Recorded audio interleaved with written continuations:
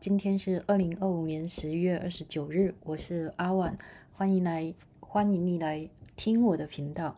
那这一篇讲的是习近平以及就是一个历史人物林则徐。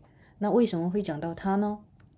很简单，很简单，就是习近平的桌上放了林则徐的一首诗，哪一首呢？是这一首，赴戍登城口占示家人，然后海盗无边天作岸，山登绝顶我为峰，苟利国家生死以，岂因祸福避趋之。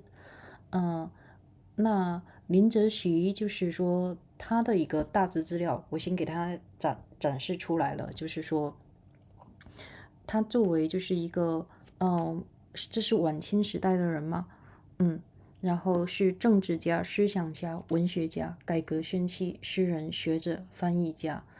那显而易见，就是说林则徐对习近平应该是影响很大，所以这篇文章给了很多细节，因为习近平承认就是沿海省份任职，就是尚处于党内升迁阶段，就是他在沿海地区，就是包括福建。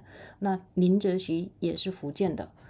那刚才我们念的那一首诗，就是苟利国家生死以，岂因祸福避趋之。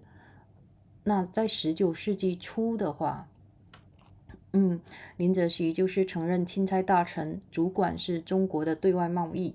那如今中国的教科书和习近平的讲话中，林则徐都是被视作民族英雄，因为在当年的中英贸易冲突中，他挺身抗击了当时的超级大国英国，所以说那场冲突起于林则徐查鸦片走私，最终却以中国的惨痛失利告终，就是军事上的惨败导致香港被出让给英国。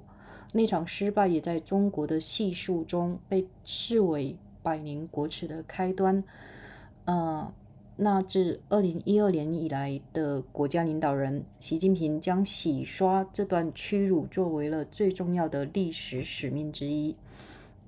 所以说周四其实就是明天了，与特朗普总统就是在韩国的会晤之际，这段挥之不去的历史羞辱再度赫然首现。那也凸显出两位领导人之间的巨大认知，这种差异比就是双方在关税、稀土矿产和大豆方面的纷争就是更为深远。特朗普是将中国视为现代国际秩序的受益者，而中国领导人是视为中国为受害者。鸦片战争、毒品、梦想与现代中国的缔造者一书的作者就是茱莉亚·洛威尔这样说的。他说，就是这种差异可能会导致会谈出现深刻的不稳定。所以说这位伦敦大学伯贝克学院的中国学者就是强调说，虽然不确定说特朗普对历史了解有多少，但他必须要理解这段历史在中国情感层面的重要性，以及说这段历史正在塑造中国当下的行动与战略。对习近平来说，就是林则徐的精神传递两个层面的信息，一个是中国绝对不能向外来势力低头，但也不能以积贫积弱之势参与国际博弈。那林则徐的抗争之所以失败，是因为晚清在军事与经济实力上远远落后于西方。那习近平如今对特朗普采取的强硬反击策略，就表明说他相信中国已积蓄起林则徐当年所欠缺的实力，可以将他的未尽事业向前推进。那3个月就是为了庆祝中国的复兴，习近平是在北京举行了盛大的阅兵式。他在天安门城楼上向世界宣告，中国洗刷了近代以来中国抗击外来侵略屡战屡败的民族耻辱。那北京方面也对特朗普等美国领导人将中国比作19世纪西方鸦片贩子的说法是感到愤怒。美国指责中国出口用于制造芬太尼的化学原料，加剧了美国的毒品问题。那特朗普上周表示说，这将是他与习近平会面时要提出的首要议题。那中国是反驳称，华盛顿是在借毒品问题讹诈中国。19世纪中西方冲突的最终对决，就是跟今日颇有相似，都是始于西方国家对巨额对华贸易逆差的不满。那当时中国大量出口茶叶、大黄、瓷器、丝绸等商品，而从西方的进口寥寥无几。所以为扭转贸易失衡，英国转向鸦片贸易。尽管清代的朝廷就是在1729年就已经明令禁烟，那西方商人仍不断向中国大量贩运鸦片。所以说1839年钦差大臣林则徐奉北京朝廷之命，前往南方港口广州查禁鸦片贸易，挽救因白银外流而被掏空的清朝政府。那是自1911年清朝灭亡以来，几代中国领导人都因其抗击英国的决心，将林则徐视为反抗西方霸权的英雄象征。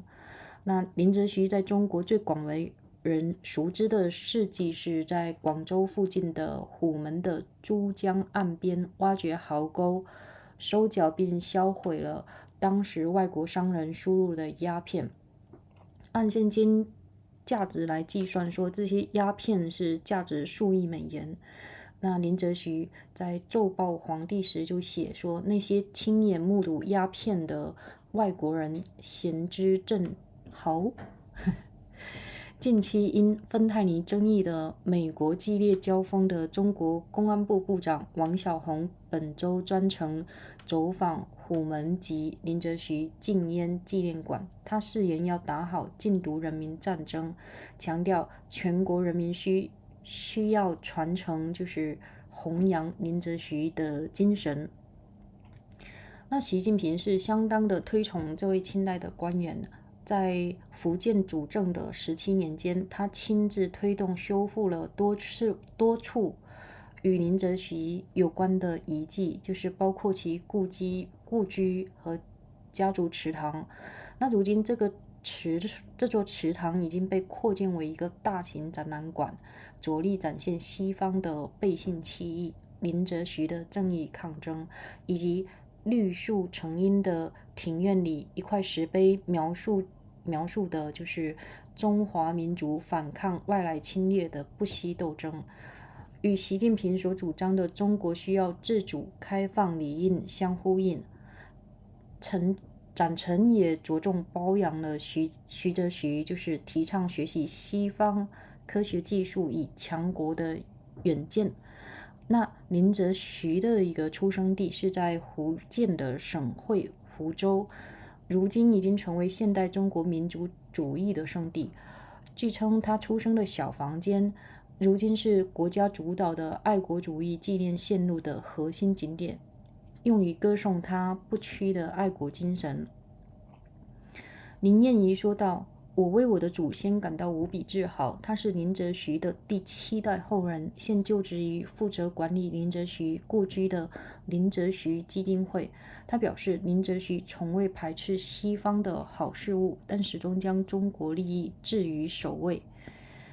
福州的历史学家、基金顾问就是毛利林说，林则徐抗英给后人留下启示十分明确，绝不向外国压力低头，也绝不放弃道义高地。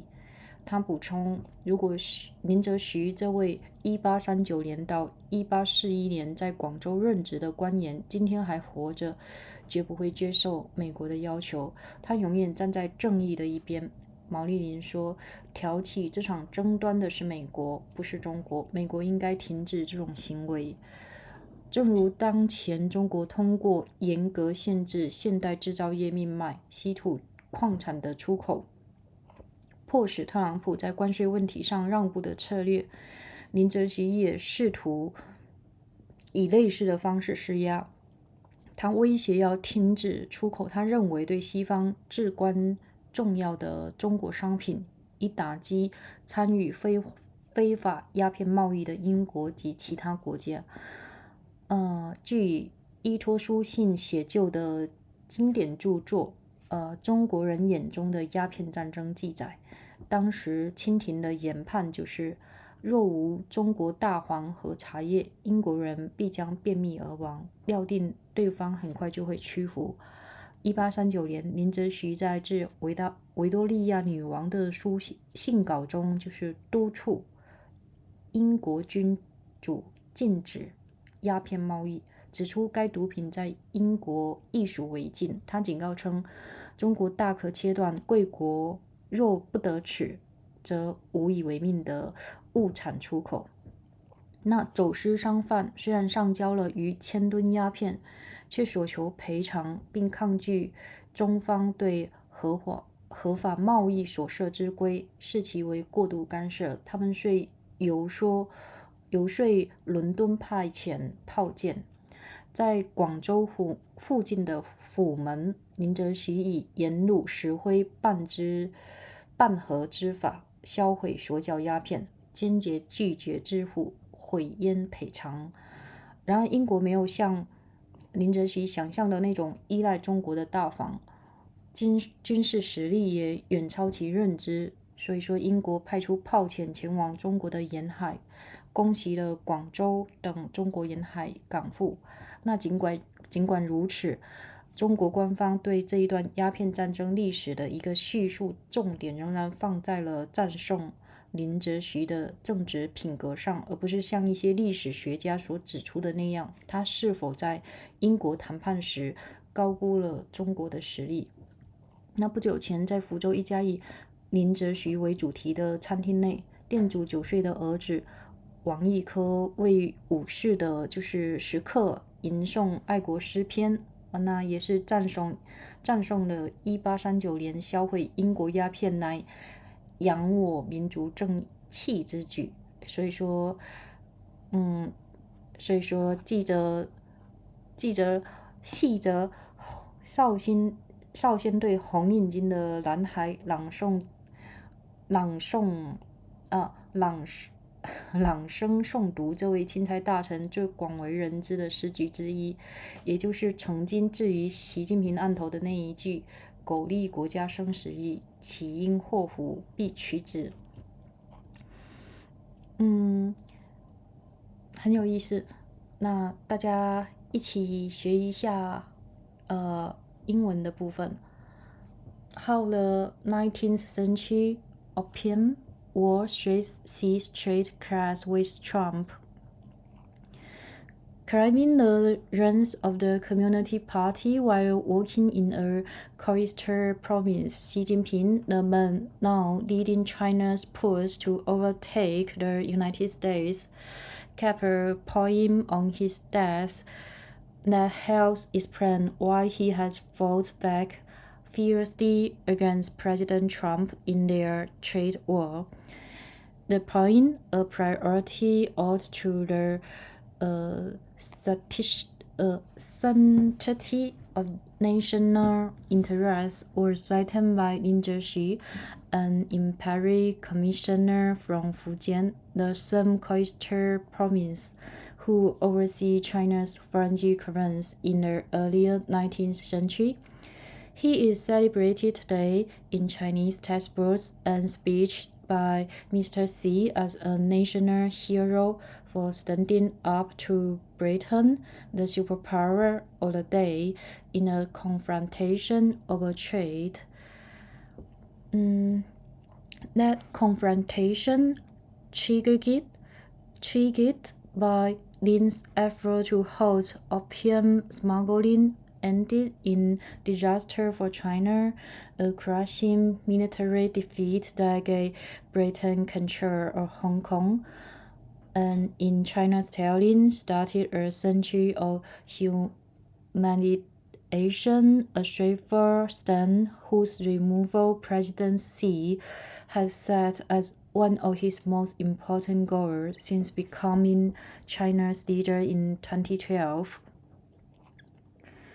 Past scheme thus large as Mr. Xi prepares for a meeting on Thursday in South Korea with President Trump, highlighting a gulf between the two leaders that stretches wider than their turbulent tiffs over tariffs, rare earth minerals, and soya beans. President Trump sees China as the winner of the international modern order, but Xi Jinping sees China as its victim, said Julia Lover, the author of the Opium War, Drugs, Dreams, and the Making of the Modern China, adding that these contrasting views can lead to profound instability in these thoughts. I don't know how much of a student of history Trump is, but it is very important that he understands the emotional importance of this history in China, said Miss Rover, a China scholar at the University of London,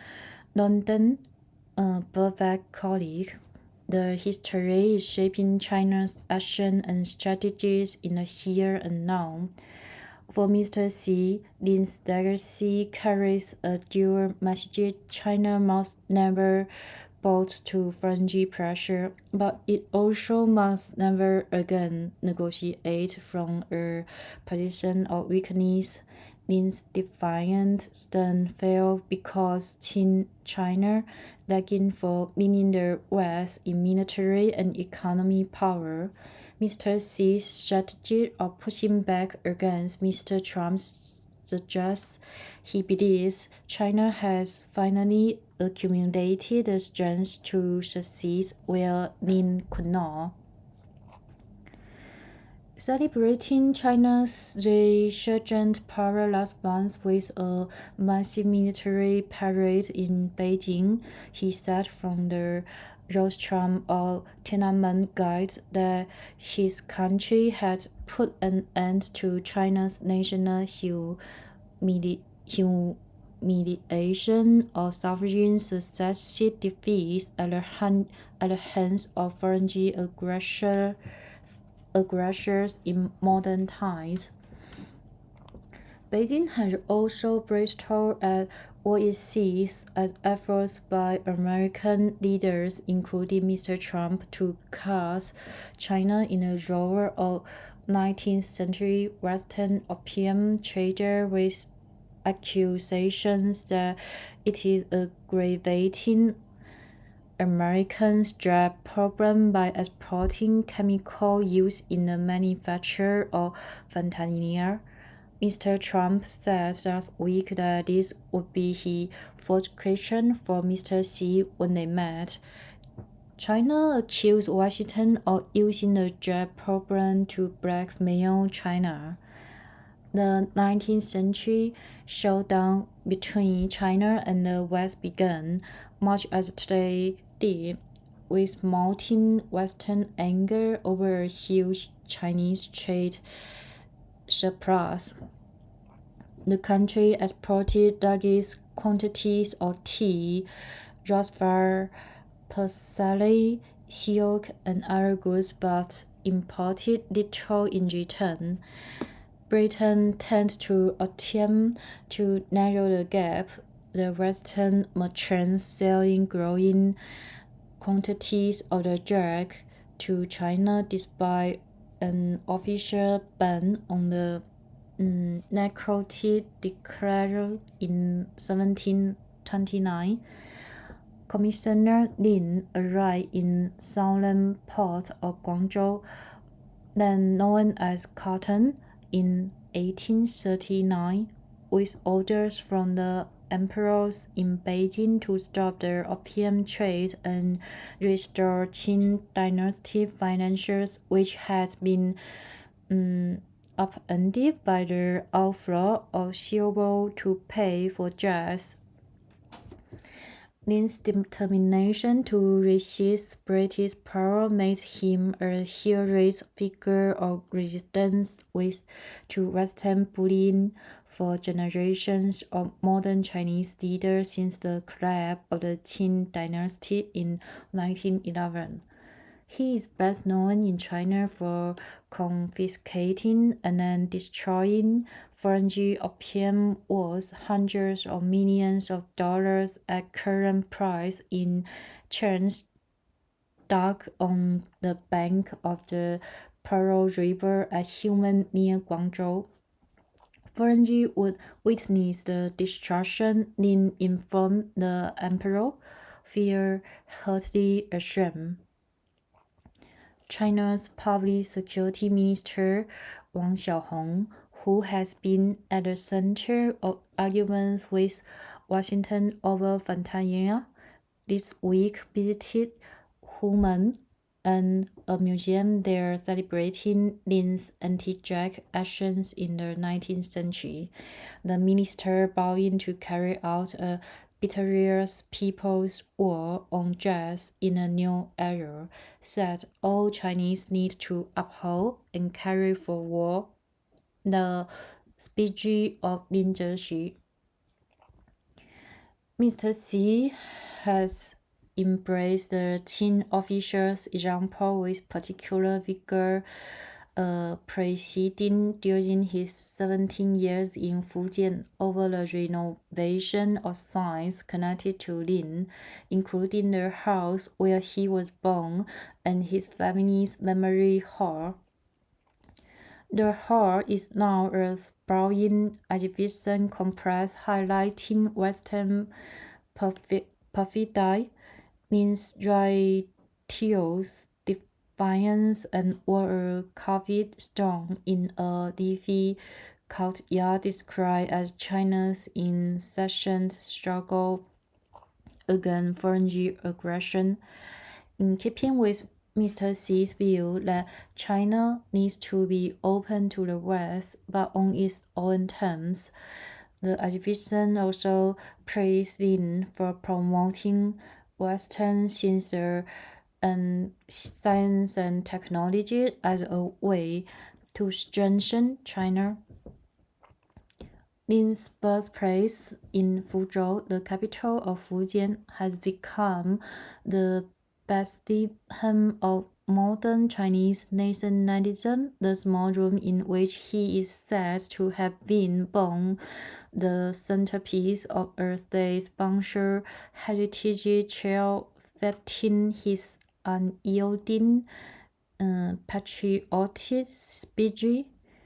I'm so proud of my ancestors, said Lin Yangyi, a seventh-generation dissident who works for the Lin则徐Foundation, which managed the birthplace. She said he has never spurned good things from the West, but always cut China's interest first. Always put China's interest first. Mao Linli, a Fuzhou historian and advisor to the foundation, said that the lesson from Lin's showdown with Britain is clear: never bend to foreign pressure or concede the moral high ground. He said that were he alive today, Lin, who served in Guangzhou from 1939 to 1941, would never accept American demands. He always stood on the side of the right. Mr. Mao said, Americans started this fight, not China. Americans should stop it. Praising China's current effort to get Mr. Trump to relent on tariffs by tightly restricting exports of rare earth minerals, crucial to modern manufacturing, Lin sought to exert pressure on Britain and other nations involved in the illegal opium trade by threatening to halt Chinese exports he thought were indispensable to the West. The thinking in China, according to the Opium War through Chinese eyes, a classic book on the conflict based on Lin's diaries and letters, was that Britons would die of constipation without rebuff and tea from China and would quickly fold. In a letter he drafted to Queen Victoria in 1839, Lin urged the British monarch to halt the opium trade, noting that the drug was also illegal in Britain. He warned that China could cut off exports of things which EU-friendly countries could not exist a single day without. Smugglers hundreds over more than 1,000 tons of opium by demanded compensation and balked at what they viewed as intrusive Chinese restrictions on legitimate commerce. They lobbied London to send gunboats. Lin destroyed the confiscated drugs by mixing them with salt and lime near Guangzhou at Humen. He refused to pay compensation for the destroyed drugs, far less dependent on Chinese rebuff and far stronger militarily than Lin did. Britain sent gunboats to the coast of China to attack Guangzhou and other Chinese port cities. Yet China's officials recounted all these chapters of the Opium War focused on praising Lin for his integrity and not on whether he overplayed China's weak hand in negotiations with British.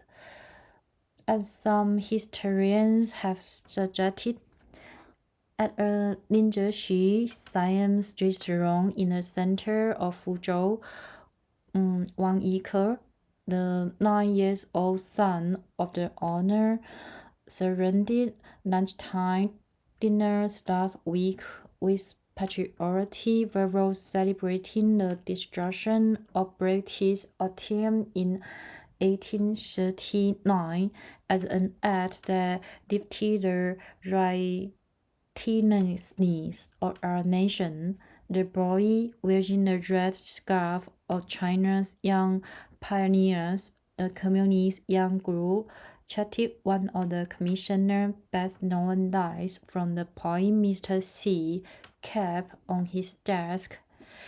If it benefits the nations, I will live and die for it. Thanks for listening and hoping your life fully with happiness and joys and have a good day or good night.